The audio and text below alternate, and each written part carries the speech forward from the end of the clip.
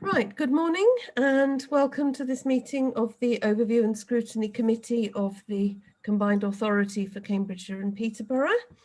And we will be starting off shortly with a roll call in which we will ask all members to confirm their attendance. I'd like to welcome, well, firstly to thank officers indeed for facilitating this meeting and being here to provide us with advice and support, but I would also like to welcome Leah Thomas, who will be on the call, who is a legal student who is currently doing 2 weeks of work experience at the Combined Authority, which I think is an absolutely excellent initiative. So welcome to Leah on the call today, just watching in. So if I may, I will start with apologies for absence, and I will ask Anne to let us know who has apologised for non-attendance today. We have had apologies from Councillor Jordan and Councillor Mike Humphrey is substituting. Excellent. Thank you very much indeed. Anne, would you like now to do the roll call of members? Absolutely. If members could say yes or present when I call your name. Councillor Humphrey.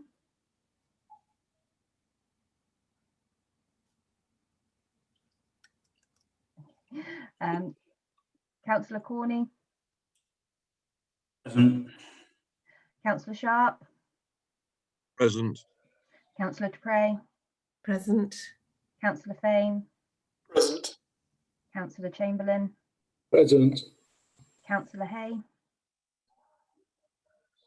Present. Councillor Miscandon.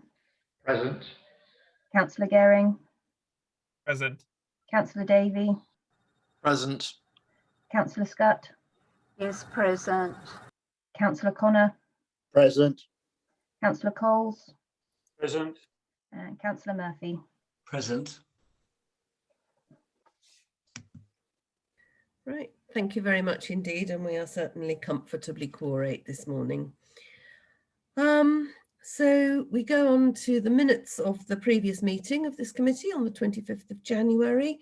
Does anybody have any issues of accuracy that they wish to raise on these minutes?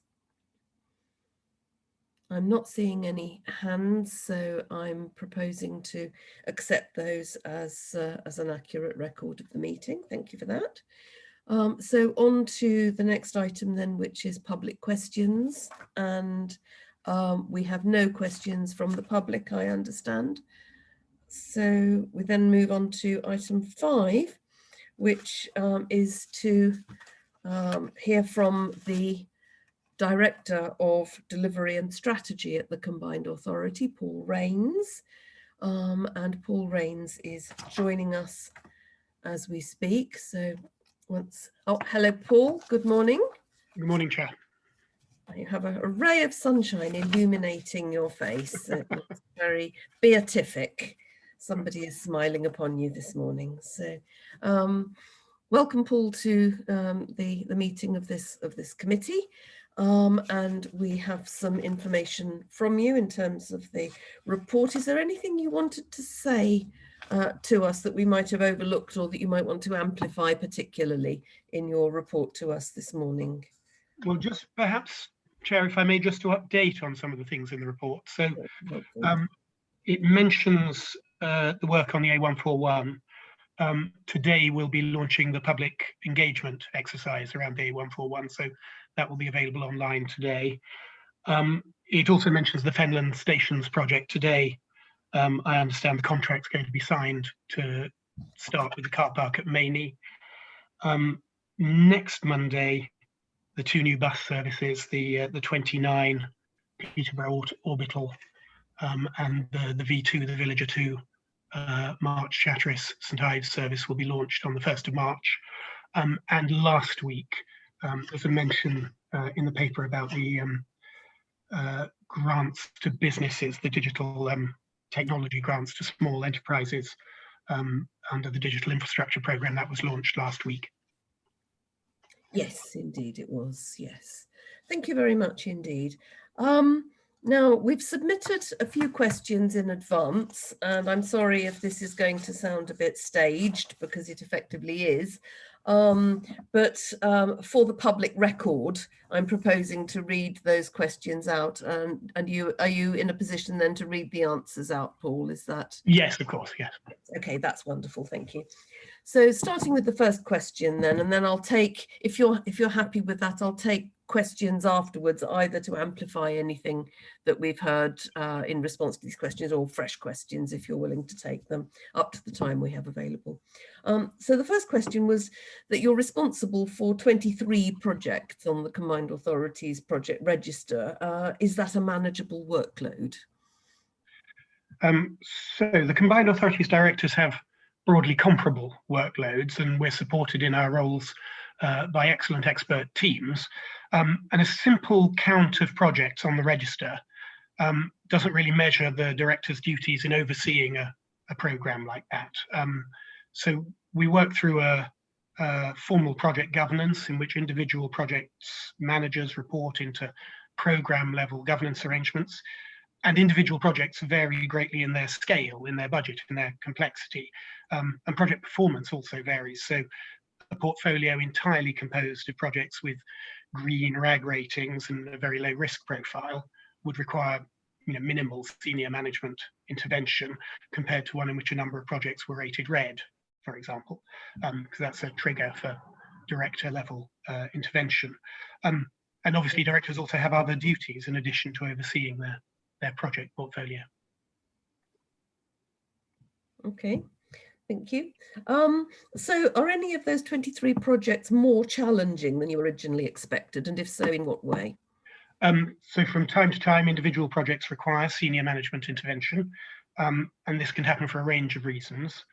Over the last 12 months, a number of projects have been challenged by the COVID-19 situation, which has, for example, affected some supply chains, as well as altering travel patterns and public transport patronage.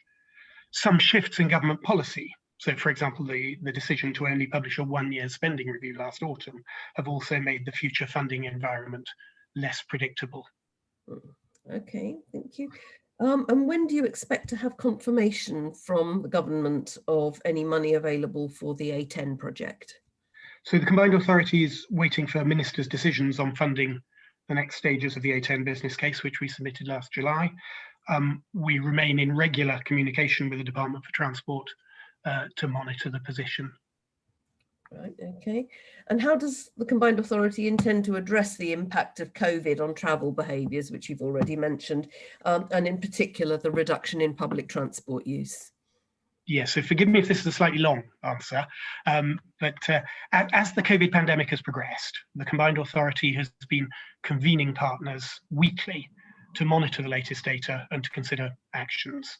The Transport Restart Group was initially convened to coordinate a programme of recovery actions following the first COVID lockdown. That scope included in particular action to re-energise public transport use and to put in place active travel measures, both of which aim to offset an anticipated rise in single passenger car journeys after the lockdown. Obviously, further developments in the pandemic and the measures to manage it have meant that the anticipated recovery phase has yet to begin. Indeed, the government's official guidance has evolved to a point where public transport use is now being formally discouraged. The Combined Authority will continue to work through the Transport Recovery Group to coordinate partners' efforts to restart the transport sector as and when that becomes timely and relevant. The Combined Authority is also continuing to pursue the Mayor and the Board's ambition to reform the system for subsidising buses, despite the significant disruption to the sector. So conversations with the Department for Transport and with public transport operators are ongoing. We hope to make significant progress with this once the government has published its national bus strategy and clarified future arrangements for national subsidy. For the present, we don't know what the long-term impact of COVID on travel behaviour will be. The available data don't strongly support the initial hopes that the pandemic would simply encourage positive travel behaviours, which we could then lock in. the Combined Authority Transport Committee will be invited at its March meeting to consider undertaking a limited refresh of the local transport plan in the light of learnings and new evidence from the pandemic about future travel needs. Okay, thank you.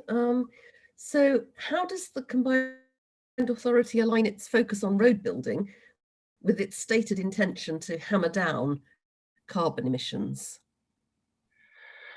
So the local transport plan makes clear, I think, that the Mayor and Combined Authority Board are committed to reducing carbon emissions to net zero by 2050.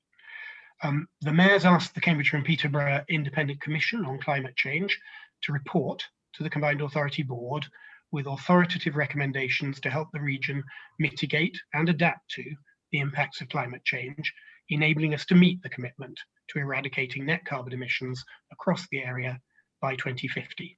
The Commission will report in March this year. The local transport plan prioritises the development of public and active transport modes, as well as reducing the need for travel.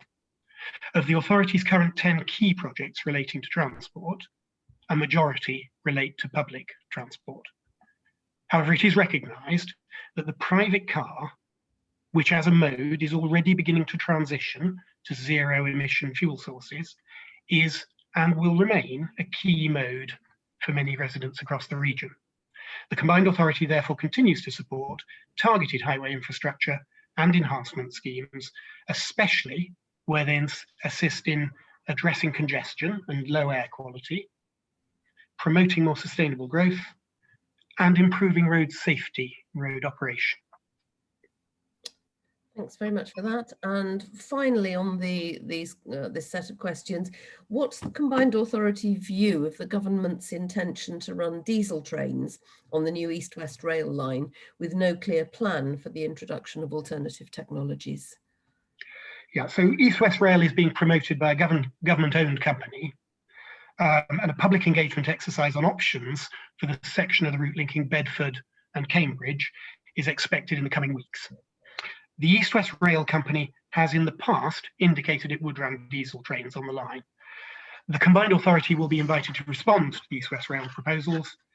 This will include an opportunity for members to set out a view on the proposed propulsion system for the trains in the light of the Combined Authority's settled view on tackling climate change and any relevant recommendations made by the Cambridgeshire and Peterborough Independent Commission on Climate Change.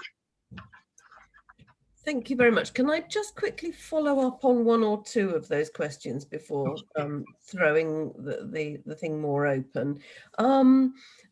Firstly, on the government publication of the National Bus Strategy that you mentioned, do we know when that is likely to be? It's been imminent for a while, I think, is probably the best way to put it. We've been having some very good conversations at official level and indeed at ministerial level between the mayor and ministers about this. And I think, as you know, there's a budget next week. I very much hope, and that's all I can say, I very much hope that once the budget is settled, that will allow the bus strategy to come forward quite quickly. Okay, thank you, because as we will be discussing later on this morning, and Councillor Hay may want to come in on that in a minute, we have a task and finish group on the bus work that the Combined Authority is undertaking, and we are considering how we move forward with that in a way that actually aligns with points at which there are things to review and to scrutinise. So that will Yes. be And we're obviously very, very happy to, officers are very happy to support that work. Thank you. And on the East-West Rail, do we know when we're going to be invited to respond to those proposals? Again, do we have a timescale for Again, you're asking me to take responsibility for government announcements a bit here, but the guidance is the spring, and as you know, the Whitehall spring, lasts quite a long time. Right. Okay. That's yes. I'm not asking you to take responsibility. I'm really asking you to share your professional knowledge with us. So thank you very much indeed. Members, I'm going to throw this open. If people would like to use their their yellow hands to indicate whether they have a question. I've also seen one question in the chat, which I'll take first from Councillor Fane, because I saw that before the yellow hands went up. Councillor Fane, you have a question. Thank you, Chair. Yes, interested in the response on transport strategy and the new infrastructure. I just wondering, to what extent in aiming for zero carbon, it is planned to take account of the initial impact of developing transport infrastructure, embedded carbon in particular, and how that will be done in respect of schemes which are shared with others, particularly with GCP. You know, parts of the One CAN network will be developed by GCP, who will be taking responsibility for reporting and analysing in those cases. Thank you. Yes, so Chair, I suppose there are two angles to that question. First of all, embodied carbon, all of that, what are called tier 2 emissions in the jargon. The National Climate Change Commission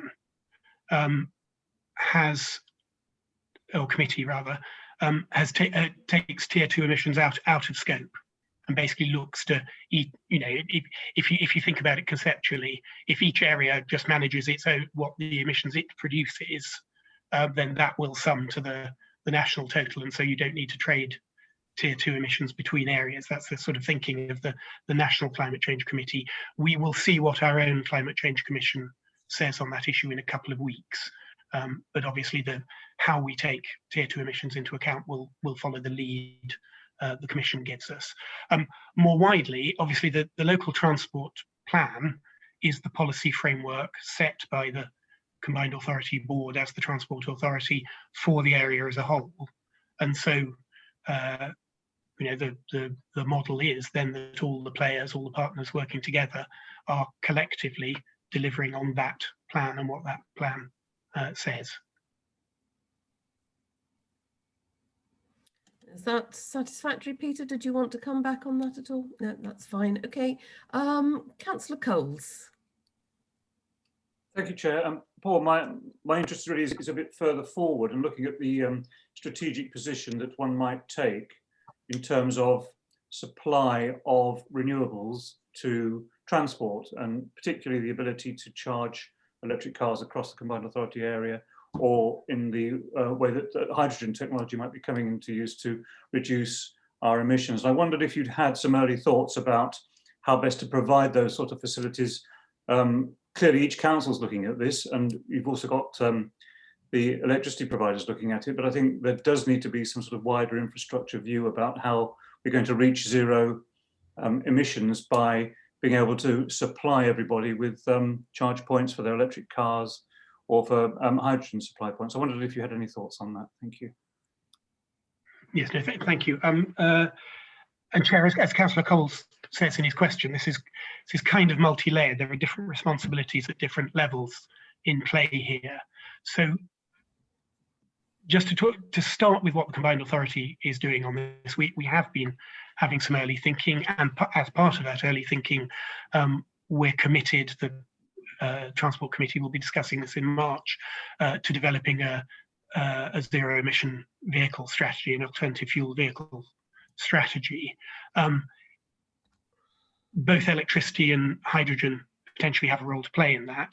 There are various kind of factors you have to think about. So one of the learnings, for example, in London, seems to have been that electricity as a fuel source for buses possibly works better on longer journeys and is less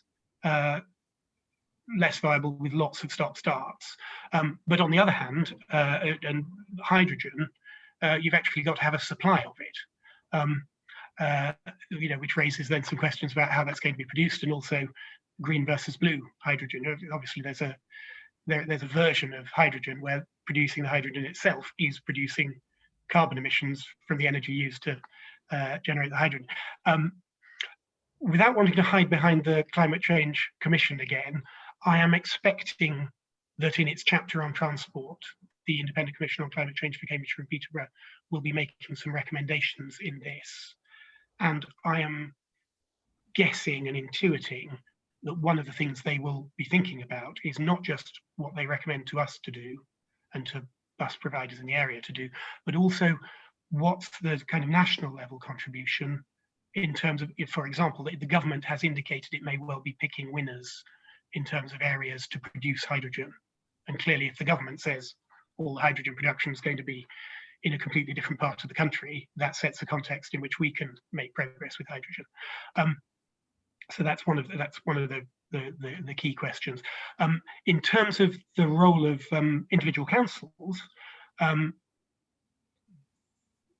in fact, the chair of the Climate Change Commission has already written to councils with an invitation to come forward with proposals on charging.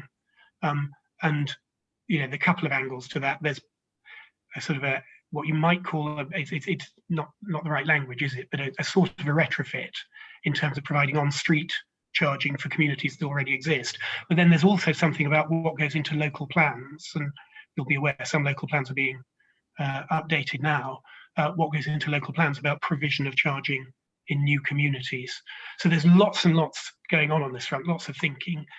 I think in the next couple of weeks, when our Climate Change Commission reports, that will crystallise some key questions for us that we'll then be able to take on board in the refresh that I've mentioned of the local transport plan. Thank you, Paul. Just one follow-up question then is about particularly electricity generation and the ability to handle the amount of electricity required, and whether that's also formed part of your thinking. It absolutely has, and that you're probably aware there are some of these issues here are about capacity, some of them are about actually regulation. So the electricity providers, because of the way they're regulated, are required, for example, to charge companies really quite swinging charges for the provision of the extra capacity that might be needed, for example, to provide charging points in a car park that goes with a headquarters building. So again, there'll be some things there that the combined authority and councils can do, but there's actually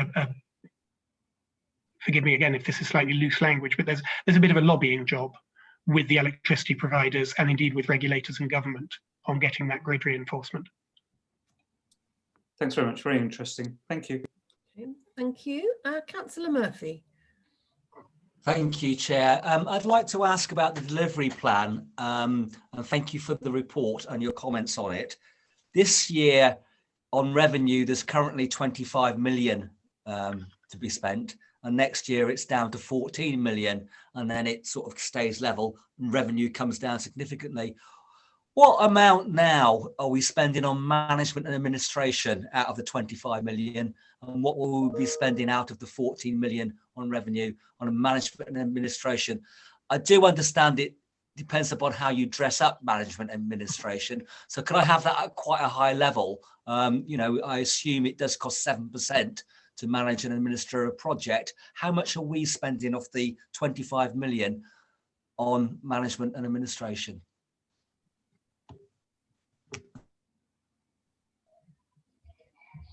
I think the number you're looking at, Councillor, is entirely programme spend. I think the salary budgets are carried elsewhere in the combined authorities budget. Okay, so perhaps elsewhere we can get that figure. I'm one of those people that likes to see it very low, around about 7%, but other people explain that you need to spend good money on governments and democracy, etc. It needs to be higher. I just think it would be very useful if we could have a look how that's going. I'm assuming that things have settled down. Staff haven't been moving around. We haven't got outside contractors in now, etc. So it may be coming down. But I think it would be nice to know, out of every £1 million we spent, how much we spent on project delivery rather than management and administration. Absolutely. Chair, may I send the committee a note on that? I was going to ask whether you would do that for us. That would be immensely helpful. Thank you very much indeed, Paul. Thank you. Okay, Councillor Gehring is next. Yes, thank you very much. Thank you very much, Paul, for this update. I have a slight concern. So I have two questions. The first one is about the sequencing. You say there's going to be a slight update, a mini update to the transport plan due to COVID, and that the Climate Commission is going to report. Wouldn't it make sense to let the Climate Commission to report first, and then to then do the mini update to the transport plan, because then you can actually factor in what the Climate Commission is recommending. I also take issue with your assessment that COVID has virtually no impact on road travel. I think we're seeing a very direct impact on public transport at the moment, but I'm also seeing a very direct impact on road journeys, given that new technologies allow for a very different setup that doesn't make it necessary for people to actually move from their place of work to somewhere completely different. So how are you going to assess the decrease in general road journeys, because you have less in-person meetings in the future? And third, some of my residents are very concerned that a lot of very concrete projects are done in the north of the county, and the south of the county gets sort of a kind of illusionary CAM project dangled before them, with no real prospect of that project ever delivering anything but warmly worded plans and nicely formatted PowerPoint slides. How are you going to sort of correct that impression that at the moment the combined authority works well for concrete improvements in the north and doesn't deliver anything at all for the city of Cambridge? Okay, thank you very much. So there's three questions there, Chair. Shall I take them in order? And firstly, I may not have expressed myself clearly enough earlier on, so apologies for that. But Councillor Gehring's point about sequencing is absolutely right. So the sequencing we envisage is learning from COVID and all that, but also the recommendations of the Climate Change Commission, and their report is coming in just a couple of weeks in March. Both of those will then influence work we do later in the year, thinking about the LTP. So exactly as Councillor Gehring describes it is the way in which we envisage sequencing it, and he's quite right to frame it in that way. Secondly, COVID impact. Again, perhaps I may not have expressed myself clearly enough. I think what I said was that it's too early to tell what COVID impacts, what's happened during COVID, what impact that will have on long-term travel behaviours. And I think I also said there was at the beginning, there was a sort of sense that COVID was leading to some changes in behaviour which were all virtuous and could then just all be locked in for the long term. And I think what we're seeing in the evidence is just something a bit more complicated and a bit harder to read than that. So absolutely, as Councillor Gehring says, we are seeing a decline in commuting, which potentially is sustainable because technology enables that. And one of the questions, though, that we don't know the answer to is whether businesses, individuals are going to want to lock that behavior in. It potentially could be something for the long, but the whole point about behavior is it's what people choose to do, and there are some policy questions about how you reinforce it, but ultimately it is about what people choose. And also then there is a question about impact as well. So one of the impacts of what's been going on is that footfall in the city centres has gone right down. So footfall in the centre of Cambridge at the moment is down about 75–80% on normal, which clearly has an impact on the economy of those city centres. So, you know, there are questions about what behaviours we want to encourage if they have spillover effects as well. So there's partly that, but partly also, I mentioned the increase in single-use car journeys. So one of the impacts of COVID has actually been there seems to be more single-use car journeys. We've actually seen more traffic, particularly on A roads. We've actually seen traffic at quite high levels, even when the amount of commuting has been very low. And we've seen it, but it's spread differently during the day, and that has impacts on, you know, potential for congestion and so on. So I suppose to respond to Councillor Gehring's point there, really, I hope I didn't give the impression we had leapt to any conclusions. We might have leapt to some confusions, but I hope we haven't leapt to any conclusions. And the data and the evidence and their relationship with behaviour are really just quite complex, and it will take a while to unpack and understand that. I think that's the point about the COVID impact. And then finally, point on geography, a couple of observations. I mean, the existence of the GCP has already been mentioned. I mean, clearly there is a 400 million transport programme or transport focus programme going on under the aegis of the GCP in the Cambridge area, which is part of the wider picture. There's also the LTP context. Remember, the LTP is promoting, as set by the board and by members, is promoting connectivity in order to raise productivity around the county and tackle issues of you know, what in the national jargon at the moment is being called levelling up. So that would naturally lead to investment going into areas where there has been less investment historically. So that's part of the reason for the perception that Councillor Gehring talks about. But also, Councillor Gehring did use the word perception. Clearly, there are a lot of projects actually happening in the southern part of the geography. You know, one of our key projects is that you asked about, Chair, was the A10. So it might be perhaps one of the things we could do again in the wake of this meeting would be to circulate the LTP map of projects, which actually gives an idea of the slightly wider spread of work around the county than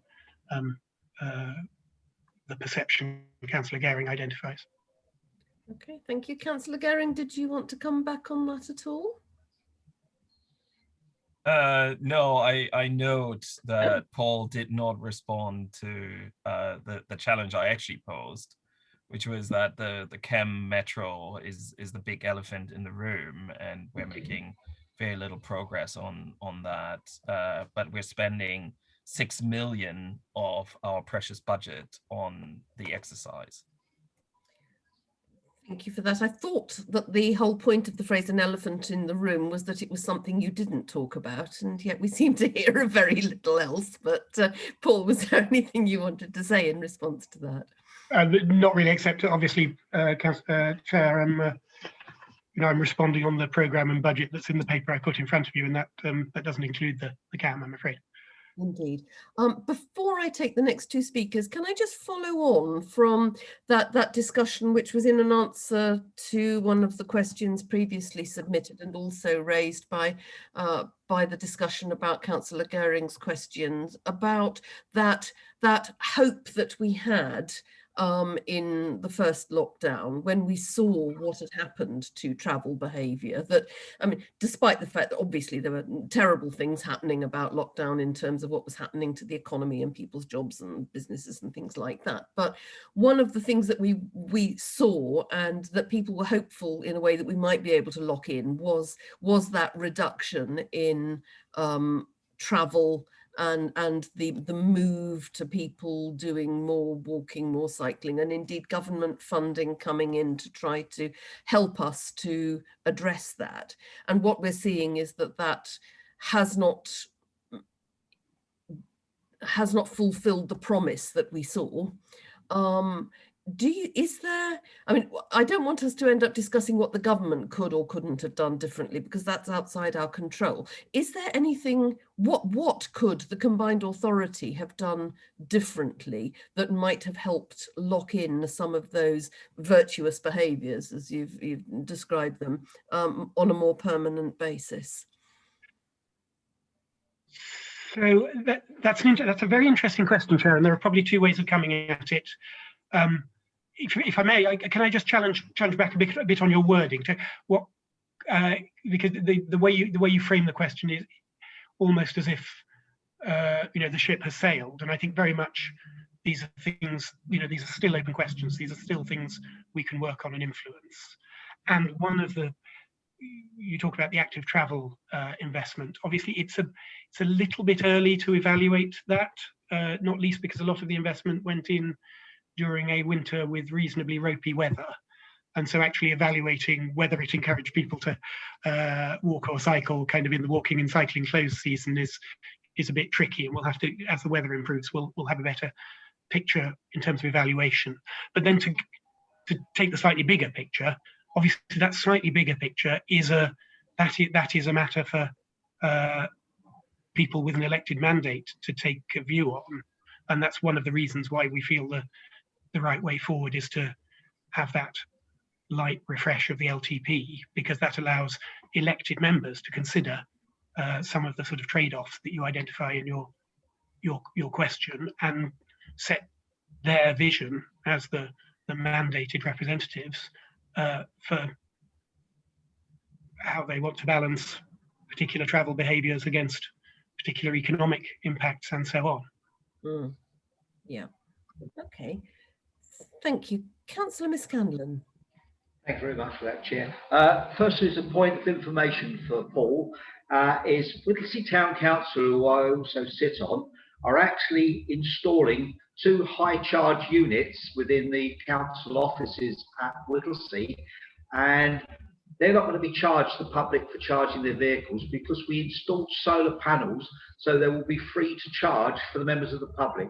So that's just a point of information that we are in the process of having 2 units installed. So that's going forward. And I think the combined authority, and we haven't had any investment through, we're financing it ourselves. The second one is to take issue a bit with what Councillor Gehring was saying about the perception of the investment in the south, the north, for getting it all. Well, I'm the chairman of Fenland District Council, and I can assure you, over the years, I have been given a right roasting at times as a councillor that the north gets nothing. We're the forgotten area and have been for too long. It's only recently, since the combined authority's inception, that the north has started to receive investment in infrastructure, i.e. the King's Dyke Bridge, which everyone knows is going to be called the Ralph Butcher Causeway. So that's on the record now, and hopefully that will go through at tomorrow afternoon's council meeting. Absolutely. But too long, the south has received excessive investment, and the north has been forgotten. And I'm glad to see that is being redressed. And Councillor Gehring needs to go back to his constituencies that are expressing concern that the south's getting nothing. You've got a lot for far too long. The north now deserves a redressing of that situation. Goodness, that's incendiary. Was there anything you wanted to respond to in that, Paul? Merely to say thank you very much to Councillor Miscandon for the case study of the charging points, and we'll make sure we think about that kind of model in the zero emission vehicle strategy. Thank you. We had solar panels installed, and it's costing nothing to charge the vehicles which park outside the office when those units are in place. Okay, thank you. Councillor Hay. Thank you, Chair. Good morning, Paul. I have a question under bus reform. Under section 2.16, there's mention of a trial of demand responsive transport in West Huntingdonshire. How does this differ from the service currently provided by Huntingdonshire Association of Community Transport? Thank you. So demand responsive transport is different from the community transport model in a number of ways. One of which is it's going to be much more technologically enabled. So it will be done via well, we'll see how it's done, because the tenders are still in the market, and we'll see what the providers have come up with. But we're anticipating it will be very, very technology driven. But secondly, what we're looking at is the way in which it interacts with conventional bus routes.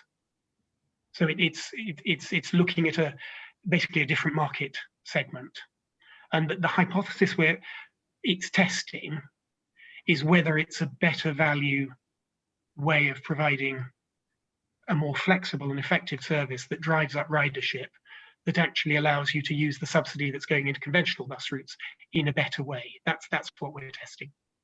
Does that help?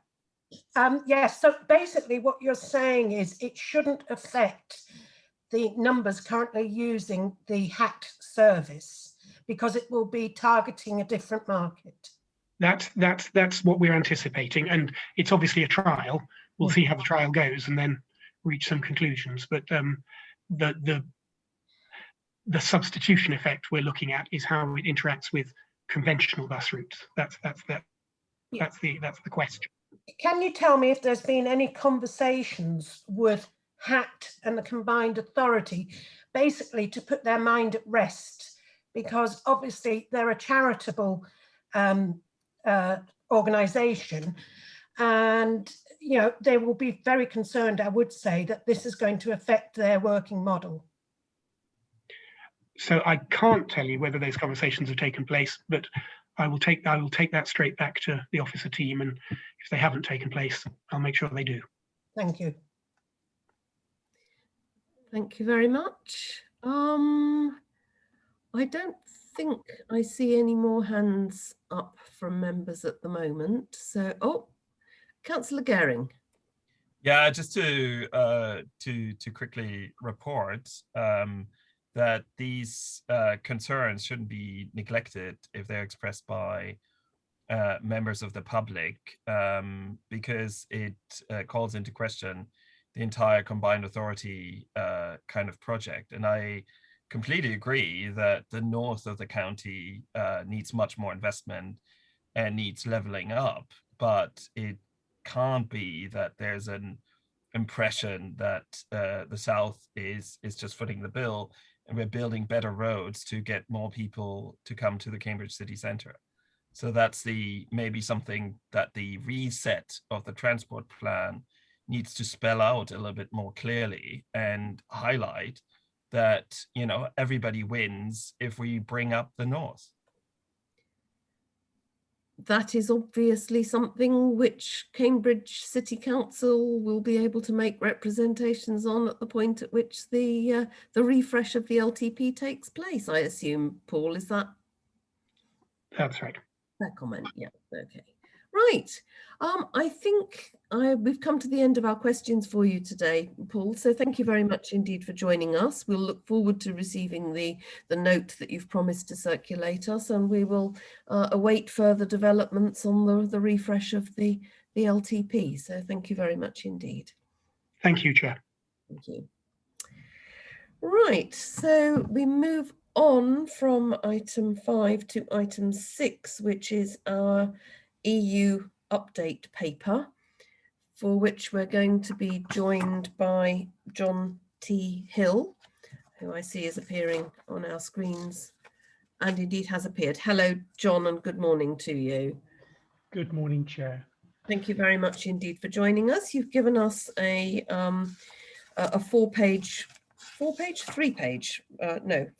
report on the Growth Hub EU Exit Support Programme and update on that.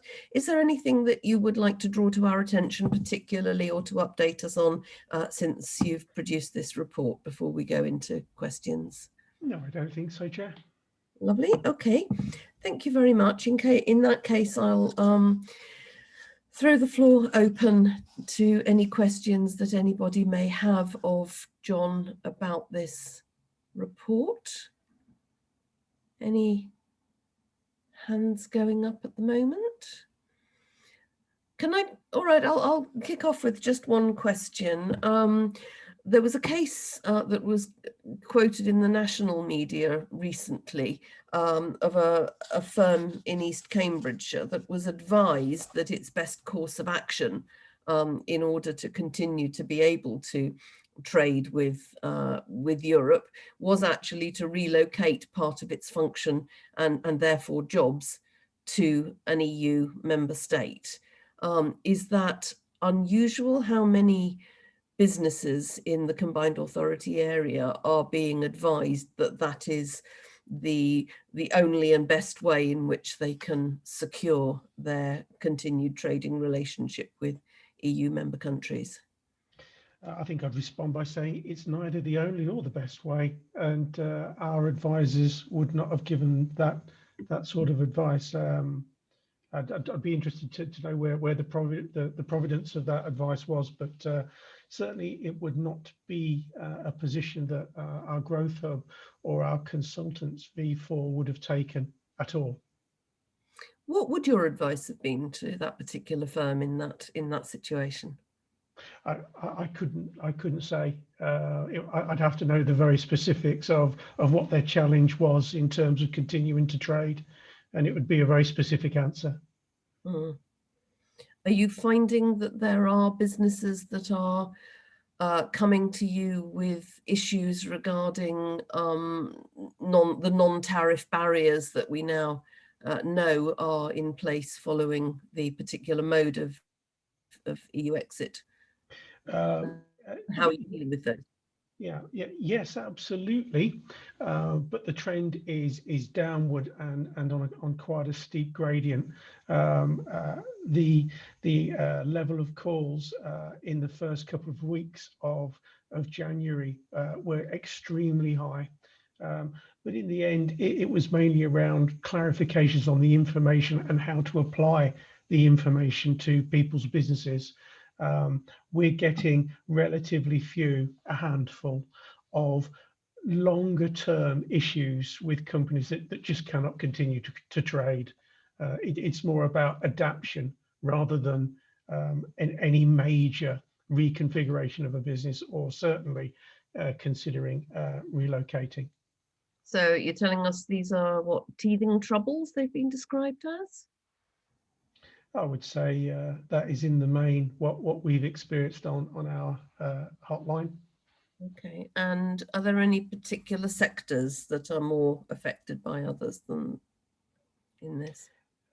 Manufacturing tends to be the largest one because of the rules of origin issue, and as I'm sure you committee members will be aware, it can actually be quite difficult for companies to dissect the various subsystems they've got coming in, and then they assemble them to then calculate where the average of what they've just produced is, or where it was produced inside or outside of Europe. But again, they are issues that people are addressing through looking at alternative suppliers. Okay, thank you. I'll throw the floor open now. Councillor Davey. It's to echo your question, Councillor Dupre. I was wondering if, John, if there were any particular sectors that you anticipate receiving more requests from than elsewhere. And I was particularly thinking of the agricultural sector in Finland and the north, and whether or not there is going to be particular issues for our agriculturists in the future, or is it just too early to say at this stage? Thank you. I think it's too early to say, other than the initial breakdown of inquiries did have agricultural and food products in there quite high. Manufacturing was the highest, but those sorts of issues have tended to be sorted out as people have adapted their businesses. Thank you, John. Okay, thank you, Councillor Gehring.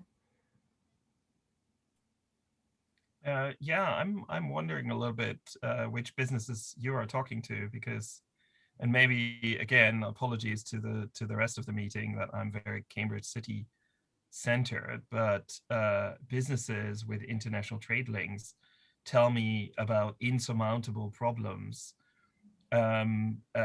Especially the arts have been very severely impacted by the terrible decisions that are made in Westminster.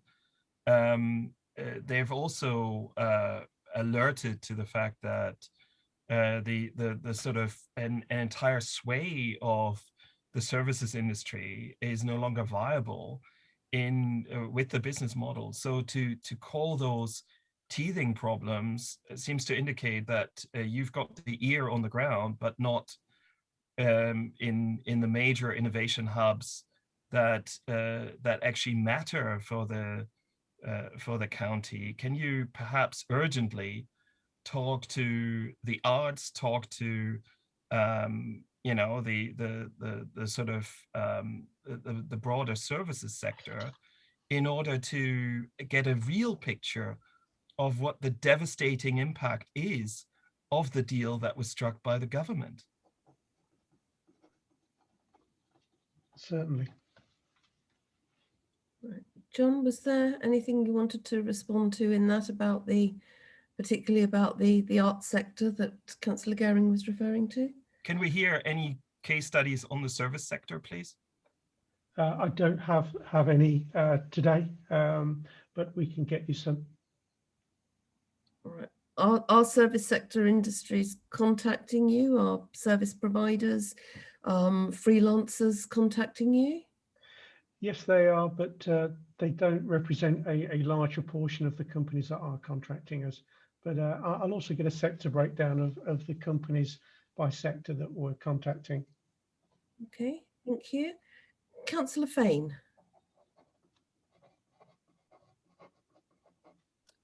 Thank you, Chair. Just a quick comment on the advice to relocate parts of the business overseas. That advice was actually coming from Department for International Trade advisors, and I'll happily send Mr. Hill a link to some reports on that. I haven't come across any in South Cambridgeshire being advised to that effect, and of course some were advised to do that in the past in order to ease exports. My question related, however, I see that I know that we're working closely with the British Chambers of Commerce, as indeed is the advisory group in South Cambs. And I wondered to what extent the report that the British Chambers issued on the 11th of February, which was based on a survey of 2,000 members done in the second half of January, has been taken into account. That found that about half of exporters, 49%, are facing difficulties in adapting to the changes in trade of goods. And as what I was wondering about was, I think, Mr. Hill, you were suggesting this was mainly teething problems.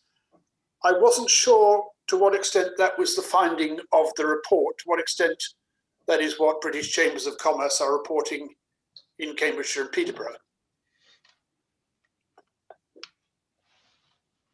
Yeah, I did say that companies were adapting, and I think someone put it to me that there are teething problems, and companies are adapting to the new rules, and as the Chambers report said, are facing difficulties, but they are seeking to adapt.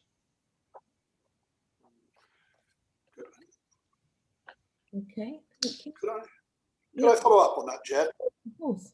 Just briefly, I just wondered if we do get reports that it is clearly beyond teething problems, there is limited scope within the TCA, the various working groups and committees that are being set up. That does, of course, depend on government being made aware of those problems. Do we have arrangements for reporting back where companies tell us that the problems they're dealing with go beyond mere teething problems?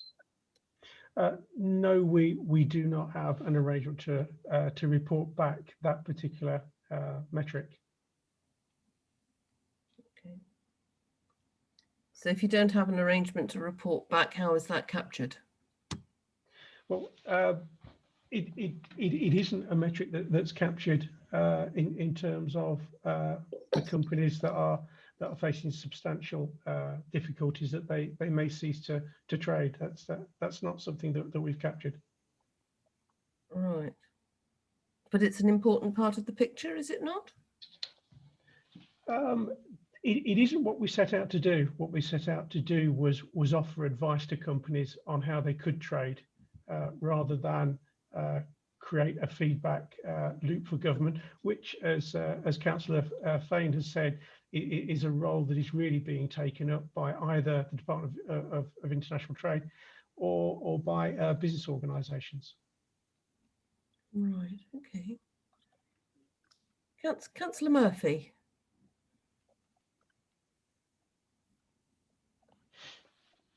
Thank you, Chair, and thank you for the report. I think you've pitched it at the right level, because sometimes we get too much and sometimes we get too little. I want to specifically look in, some of the questions have already come up. It's page 36, I think, 3.3, the 110,000 that's been given over, and I see we've got Cambridgeshire Chamber of Commerce involved in delivering that contract over 3 months, January, February and March. And they've been providing advice, etc., that people have talked about. I'm wondering whether it might be apt to, within that budget and the management and administration costs of that budget, do a real-time evaluation of how this is going. One, to find out whether what we're going to do after the end of the contract. And two, that real-time evaluation might pick up some of the questions that have been posed, i.e. report up or report to the board or the relevant government departments the outcomes, and if need be, change the delivery that we're providing at the moment. It seems to be, from what we've been reported, that the advice service is going very, very well.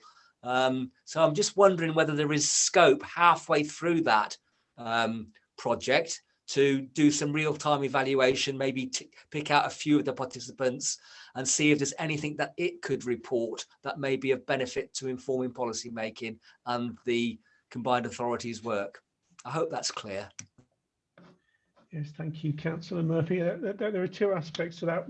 One's adapting the service to be more effective, and the other one is feeding back information into government. If I can take the second one first, it was in fact Bays who are funding the 110,000. It was in fact Bays that recommended that chambers across the country be used by the LEPs to deliver this service. And I think it isn't a coincidence that chambers are indeed delivering and then using that information to feed back into the government. And I think that is probably why the government or Bays suggested that the chambers were used.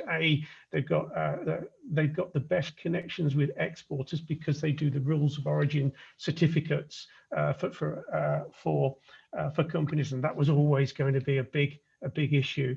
But they are also a lobby organisation and are quite very well placed to actually feed that information, possibly quite vociferously, into government about the impacts of those changes. In regard to the real-time evaluation, yeah, we are having regular meetings every week with the chambers, and because it's only a 12-week contract anyway, we're pretty much adapting all the while. If it had been a sort of year, we could have done a 6 months review, but because it's 12 weeks, we're pretty much reviewing every week as we talk. Okay, thank you. There are going to be further changes, aren't there, in the spring to some of the arrangements for between the UK and the EU. Will that be outside the scope of what you're being funded to do then? It will be. We're being funded only to the end of March, although that has been a bit of a pattern with government in that they funded us from January to June last year, but then extended to October and then gave us a new contract in January. So I'm expecting, if they follow the same pattern, that we'd probably get a second piece of funding in April that is exactly around the changes that you've just mentioned. Okay, thank you very much indeed for that. Councillor Miscandon. Thank you, Chair.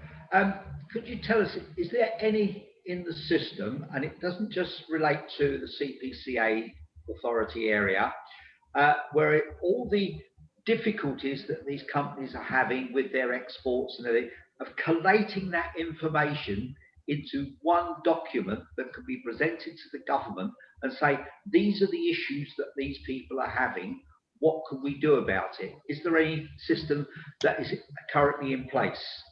Yeah, the chambers, I believe, are doing exactly that. And is there any results so far in that scenario? The chambers have produced a number of reports since January, and I'm guessing that they'll continue to do so. Thank you. Thank you very much. Councillor Corney. Yeah, thank you, Chair, and yeah, thank you, Mr. Hill. Just 4.2, we're looking at the virtual events. I mean, I think this picks up on what Councillor Gehring was saying earlier on. You've got the planned Q&A sessions. What sort of take up are you getting on these? And because ultimately you're there to help, but people have got to come to you, haven't they? At the end of the day. They have got to come to us, but between us and the chambers, we've pretty well got sort of 80% of all businesses in the area on our databases, and we contact them to invite them to these sorts of events, and particularly the exporters. And of course, going back to the chambers will know exactly who are the exporters in the area, because they'll be applying occasionally for rules of origin certificates. So yeah, they do have to come to us for the event, but we do publicise the event both with the district councils and the business organisations, and that could be the FSB, although not too many exporters in FSB, Federation of Small Business, by comparison, or also smaller local organisations like Cambridge Head, but that tends to be the bigger companies who wouldn't come to us for advice because they've got much bigger resources and facilities. So in fact, it is chambers that are that sort of sweet spot of the medium-sized exporter that is most affected and has the most need for advice. Okay, thank you. Thank you very much. Councillor Murphy again. Thank you, Chair. It's a little bit of an aside from the scope of the report, but it's upstream, the effect of the new arrangements with the European Union. Now, I know it's been reported that in Holyhead, for example, there's been a 50% reduction in freight recently. I don't know what effect that is having on the A14 route. I can imagine it's considerable because some of that freight doesn't just go to Dover, it goes to Felixstowe, and I'm wondering whether we can have a look at that aspect. There may be pros and cons of less freight coming through Cambridgeshire. The inference is that freight is now going to Europe direct from the Republic of Ireland, and vehicles that used to come back and do other things like deliver in the UK and move logistics around and some to Northern Ireland are not doing that now as well. I'm just wondering if this is the right place to raise it, because it could be quite a significant factor. It's a very good question, Councillor Murphy. I'd probably take that up with my colleague Pau Raynes on transport to see if there is any data on reductions in freight traffic on the A14 over the last 2 or 3 months. I'm not sure where we get that data, but if it's available, I'm sure he'd be able to get it, and I'll pass that on.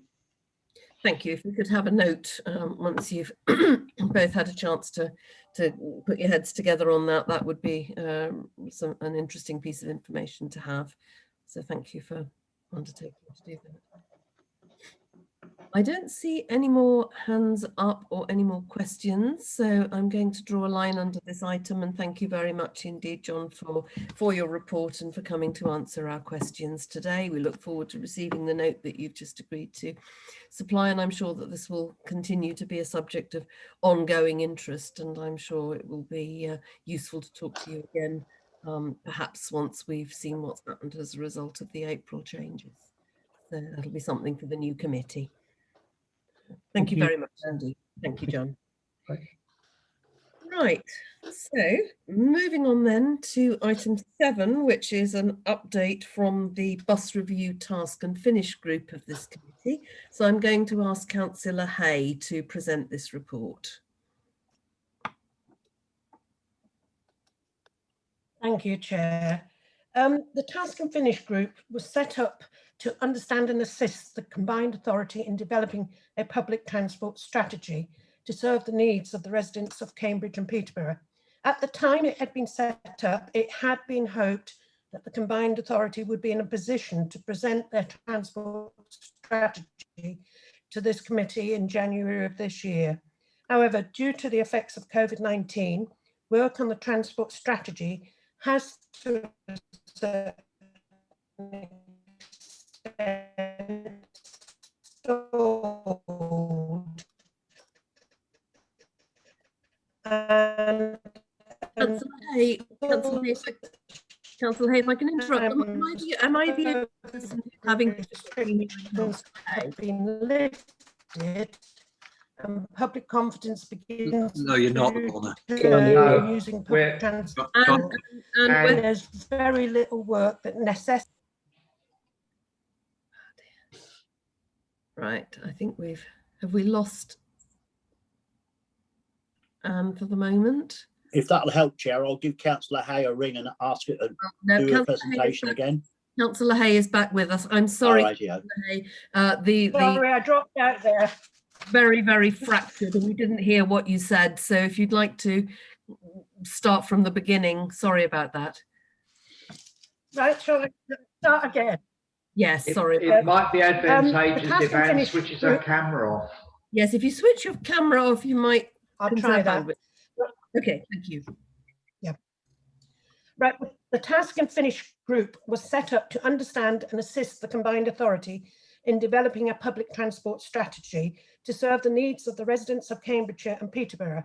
At that time, it had been hoped that the combined authority would be in a position to present their transport strategy to this committee in January of this year. However, due to the effects of COVID-19, work on the transport strategy has to a certain extent stalled. And until such time as COVID restrictions have been lifted and public confidence begins to return in using public transport, there is very little work that necessitates this task and finish group to continue. I would therefore suggest that this group is disbanded and a decision be taken after the upcoming elections as to when or if a fresh task and finish group needs to be set up. The report isn't very long and I'm sure you've all read it. There is a very short section in there that tells where we are now and where we are going. I'm open for any questions you might have. Thank you very much indeed, Anne. Question from Councillor Murphy or comment from Councillor Murphy? Thank you, Chair. So thank you for your report, Councillor Hay. And I know I was a substitute, but I managed to participate in the work of this group over some time. I think you're absolutely right to draw our attention to item 1 on page 40 about where we are and where we go now. Basically, the transport work of the combined authority has not got very far at all, particularly on buses. We've bumbled around with the issue of franchising. Then we sort of heard that the mayor wanted to go for it, or maybe some enhanced partnership. We had a new management group come in with one of the key partners, Stagecoach, and then we had COVID. And I think it was made quite clear at our last meeting that many of the bus operators now are bankrupt. They're only operating these empty buses that aren't travelling around with people on them because of subsidies. It's between 2 and 3 million from the combined authority. Yes, there's 2 good routes coming on. We're chasing the Prime Minister's money and we've got a bus going orbital in Peterborough that will get people to the hospital and some other places of work. That's a good initiative. We're not being silly and just running after grants and setting up buses where we don't need be. And we have noticed that the mayor has paid for some buses in some rural areas. We've learnt that it costs as much to run a big bus as it does to run a minibus, but we're in a critical situation where the present service is bankrupt I would suggest that we recommend that the Combined Authority look at how it can be the lead on providing affordable, reliable public bus service in the future. And I do agree with you that the current work programme needs to be curtailed. So maybe we finish the task and finish group now, but we do recommend as a scrutiny committee that the board and the new mayor must grasp this nettle. There's no point in Peterborough Transport Authority and the Cambridgeshire County Council putting hundreds of thousands of pounds and others putting up to £3 million in to a public bus service that is not a public bus service. Sorry to go on, but I think it's really important that we don't waste £3 million on something that isn't delivering. Okay. Thank you very much indeed for that. Councillor Corney. Yeah, thank you, Chair. And I'll agree with Councillor Murphy there, and and also Councillor Hayes' suggestion.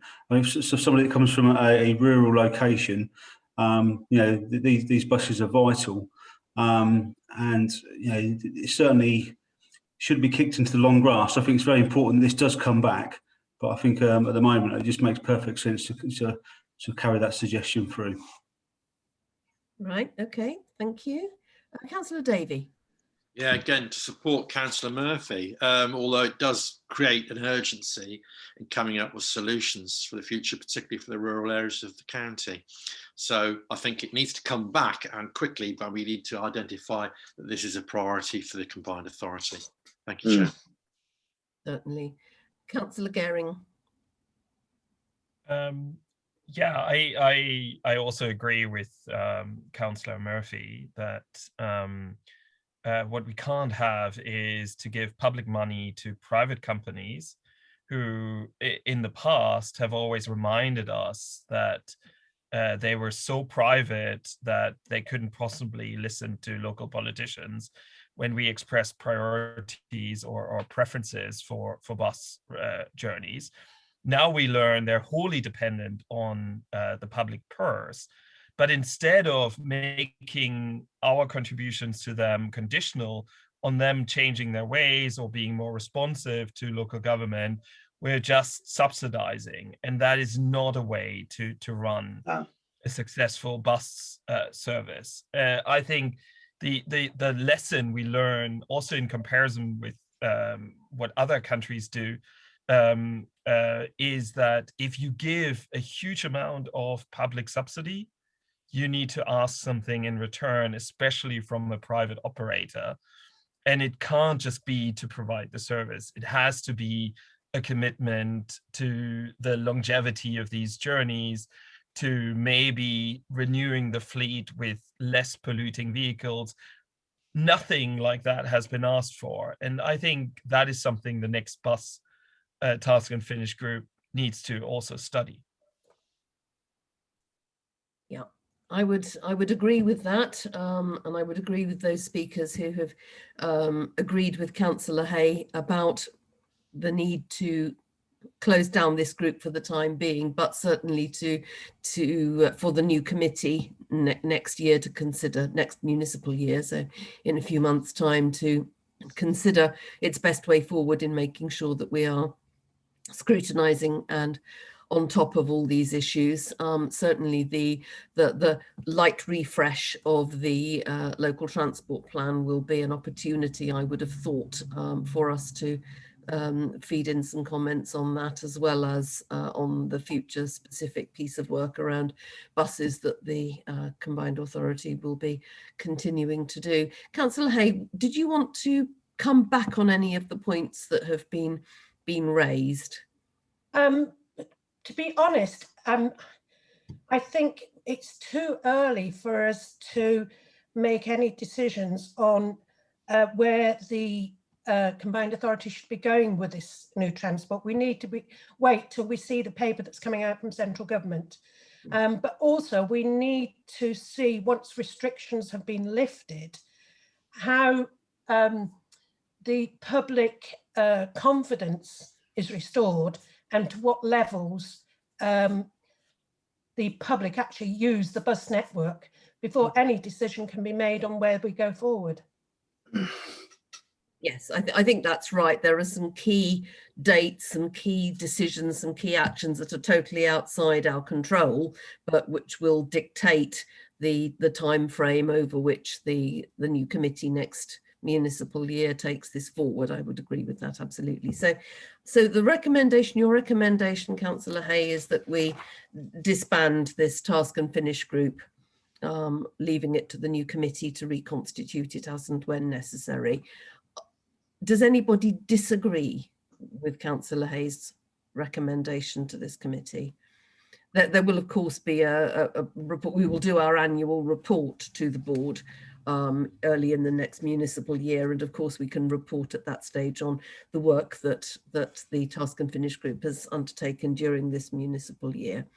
But are we all agreed then that we disband the group? Thank you very much indeed for that, and I'd like to record my thanks to Councillor Hay for chairing that task and finish group, and to the members of the group for the work that they have undertaken. And it's disappointing that for reasons totally outside their control, they've not been able to conclude the work. But thank you very much for all that you have done to continue to keep on top of this important aspect of life in Cambridgeshire and Peterborough. Thank you very much, Anne. Right, okay, moving forward then, we come to the Business Board Lead Member Report, and we have about to join us Rochelle Tapping and Domenico Cirillo, and we have a paper on this which I will ask Rochelle and Domenico to update us on or comment on once they have arrived with us. I see Rochelle with us. Good morning, Rochelle. Good morning, Chair. Good morning, members. Or good afternoon, I should say. It's not afternoon till I've had my lunch, I find. Good morning in my book. And Domenico, good morning or afternoon to you as well. Good afternoon, Councillor. Thank you both very much indeed for joining us today. We've had a paper from Rochelle, which contains a number of recommendations about the way forward regarding the role of a lead member to shadow the business board from this committee. Rochelle, was there anything you wanted to say to us before I throw this open? Sorry. So the only thing I can do to probably aid this morning would be just to run through the detail of the report, and then to explain what the expectations are from the point of view of government, who have produced a national assurance framework and its relevance to the report. Would that be helpful? If you could do that briefly for us, yes, please. Fantastic. Okay, so the recommendations are before you today. They're quite straightforward, but essentially it's probably useful to note that they must be agreed by the combined authority as accountable body for the business board. You will recall that there were some conversations on this item back in November where Mr. Adams was in attendance, and he welcomed the idea of a shadow member for the business board. Now, the national framework sets out that any type of scrutiny arrangement must be agreed by the combined authority as accountable body, but it doesn't stipulate what those arrangements should be. If I just refer members to the Appendix 1, the proposal would be that the lead member were to conduct the tasks which are identified in the subheading role description, which would include attending meetings of the business board as an observer, attending interview panels for both private sector members and senior officers, reporting findings back to the committee and the business board, and liaising with the chair of the business board and officers to obtain a better understanding of projects. In line with the order for scrutiny committees for combined authority, there wouldn't be any access to confidential or except appendices, and parts of meetings whereby such items are discussed will of course be held in private sessions. So again, there wouldn't be any type of attendance for that item, any such items.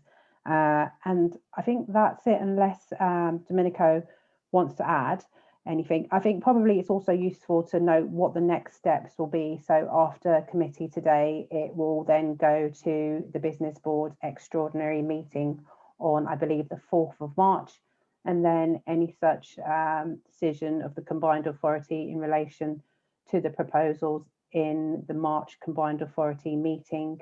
So it's likely that it would be effective from the following business board meeting, which I believe is in May. Correct me if I'm wrong, Domenico. It is indeed. It yeah. is indeed. Thank you. So happy to take any questions, Chair and members. Thank you for listening. Okay, thank you very much. Thank you. Domenico, was there anything you felt you needed to add to that? Nothing further to add. I think Michelle's explained it quite clearly. Thank you. Okay, thank you very much indeed. Members. Councillor Hay first. Thank you.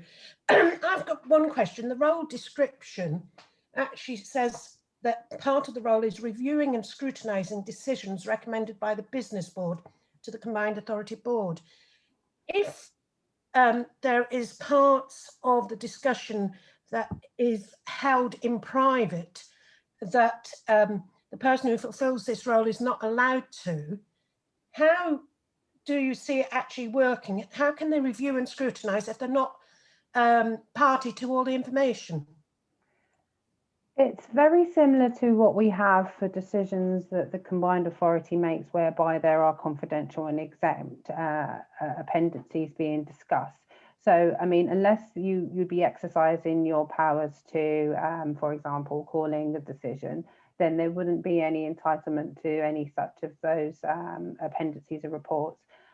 So I guess it would be on the basis of the report before members, which would, you know, you'd have the main body of the report. It's just that the confidential appendices, well, there's no entitlement to have a look at those documents. So basically you're saying if we're unhappy that we've not seen all the information, we could call it in, and at that stage we would be able to see the confidential items. So you'd be calling in the decision of the combined authority, which is your combined authority scrutiny remit. So those in line with the order you could do if you're reviewing a specific decision, yes. So we would see all the information at that stage. Yeah. So it's the accountable body's decision that you would be reviewing at that stage, yes. Thank you. Okay, thank you. Councillor Sharp. Thank you, Chairman. It's on a very similar issue to Councillor Hay. I mean, we are a scrutiny committee. We're elected councillors. Therefore, I do not see any reason why we should, knowing the normal rules, have access to exempt items. We've had this issue in the past, I know, but it does exasperate me that we haven't got access to that.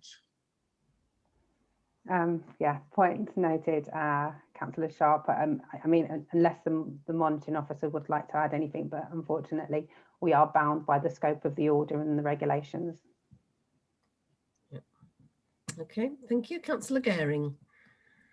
Yeah, can I quiz you a little bit on this? Because of course, it's quite unusual that the business board would need to agree to this framework, and because I was under the impression that under the constitution of the combined authority, it is the overview and scrutiny committee that scrutinizes all operations of the combined authority. So are you saying that our constitution is in violation of the National Assurance Framework? No, not at all. What I'm saying is that the National Assurance Framework regulates LEP activities. So essentially, the business board has to be aligned with the LEP, with the national framework to get funding. So, for example, if there's any areas of non-compliance that could actually jeopardize business board funding. So it's a separate framework for decisions that are made by the business board. Now, where the combined authority comes into play is because it's the accountable body. And so accountable body decisions are under the framework of the Constitution, because that's the accountable body. So when it's ratifying a business board decision, the normal rules would be applicable. But actually, it's the business board has a quite rigid framework that it has to follow, and that's regulated by the national framework. Okay, and could you explain, if the business board were not to agree, what are our options? So do you mean if they're not to agree the lead member we're proposing? No, if they don't agree to the conditions that we're proposing, and that's sort of the question to the follow-up raised by others. Why shouldn't we propose that our observer has access to all documents, and then let the business board decide what shape or which decisions our members should not have access to? So it's actually the same regime with our constitution, Councillor Gehring. That's what our constitution says about any appendix, confidential or otherwise. It says that, you know, it's got to be relevant to what the decision you're reviewing. So it aligns with our constitution. It's not different to our constitution.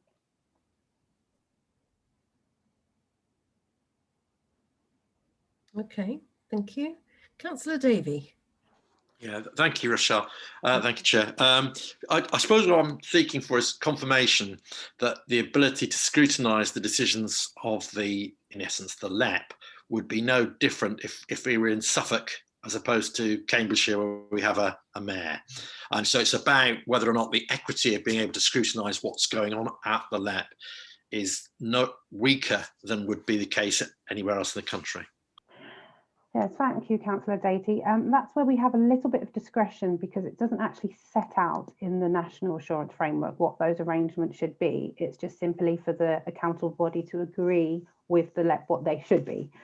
So we do have discretion. So you're not likely to find similar models across the authorities, or shall I say across the LEPs, in terms of scrutiny arrangements. But what you will find is whereby they have an accountable body, like we do, then the normal local government sort of regime would be applicable. Thank you. And Rochelle, do we have any such case studies? Do we know what the arrangements are and how they operate, and how other areas use that discretion to do things differently? I may need to defer to Domenico, because I believe he'd done some comparison work earlier on with to see what those arrangements may be elsewhere. So Domenico. Yeah, that's something that we're going to have to take away and report back to the group and look into that into more detail. It was something that we were going to look at in terms of part of our peer review process that we're doing for the business board. I'm working with West of England Combined Authority and looking at how we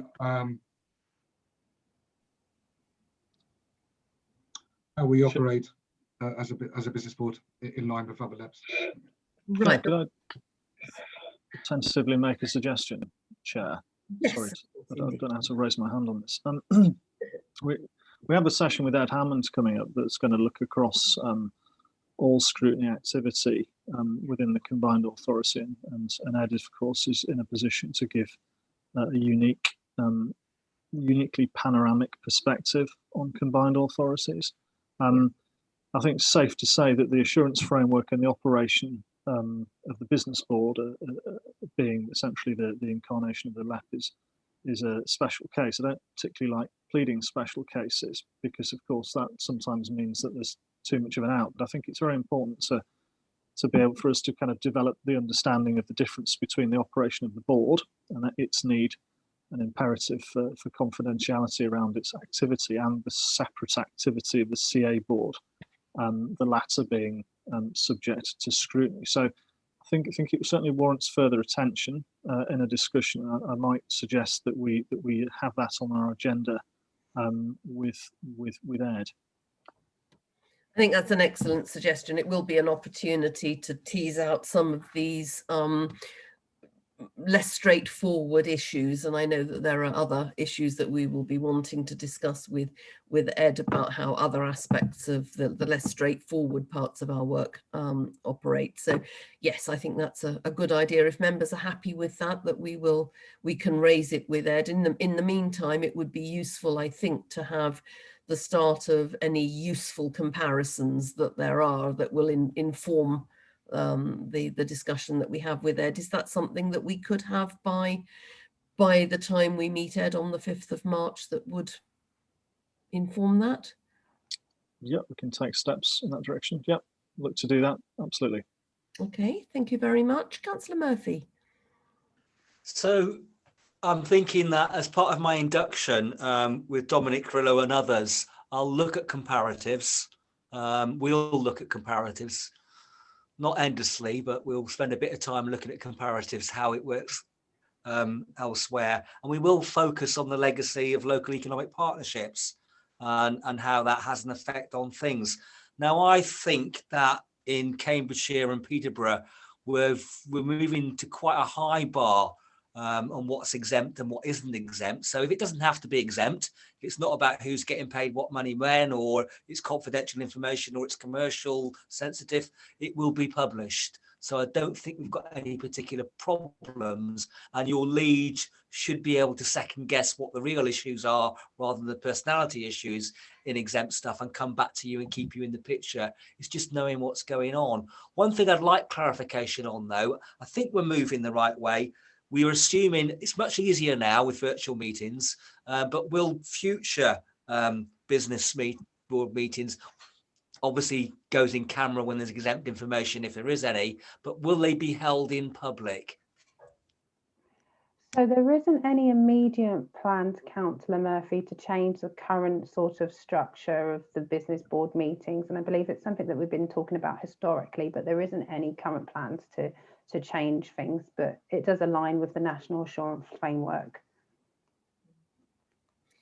And as I understand it, Rochelle, the provision for virtual meetings only lasts until the 7th of May anyway. That's right. That unless something happens at government level, which personally I hope it does, we will suddenly be pitched back into no opportunity for virtual meeting, and to be meeting in face-to-face and herring all over the county again.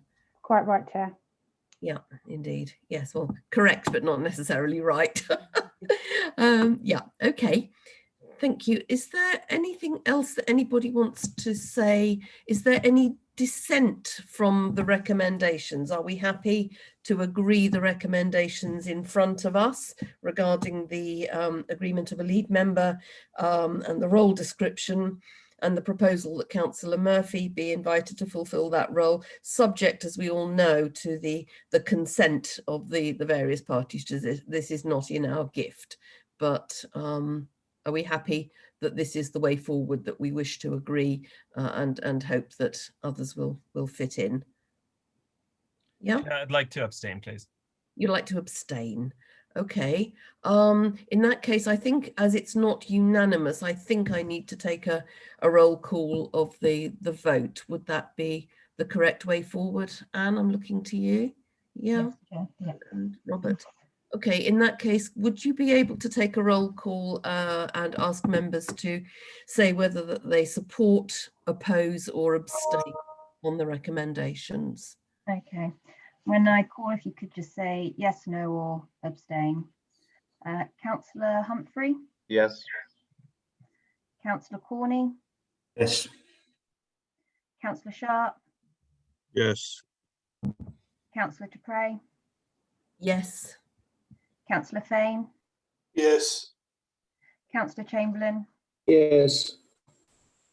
Councillor Hay? Yes. Councillor Miscandon? Yes. Councillor Gehring? Abstain.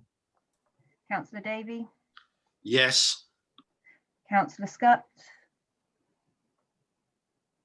I shouldn't actually participate because I wasn't in on the discussion. So it's probably best just to leave me out, do you think, rather than even abstaining? Because abstain would indicate that I've actually participated in the discussion, wouldn't it? Okay. Yeah, thank you. Thanks, Anne. Councillor Connor? Yes. Councillor Coles? Sorry, yes. And Councillor Murphy? I'm not voting. Thank you. So the majority is agreed the recommendations, Chair. Okay, thank you very much indeed, Anne, and thank you members for that.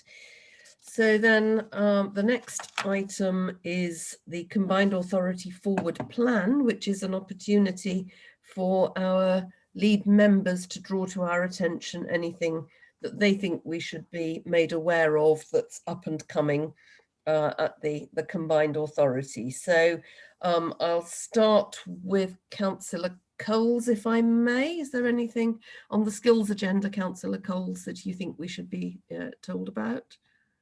I think we just have to wait for reports to come through. It's just normal business, Chair. I don't think there's anything new we need to be concerned about. Okay, thank you very much. Councillor Scott on the housing.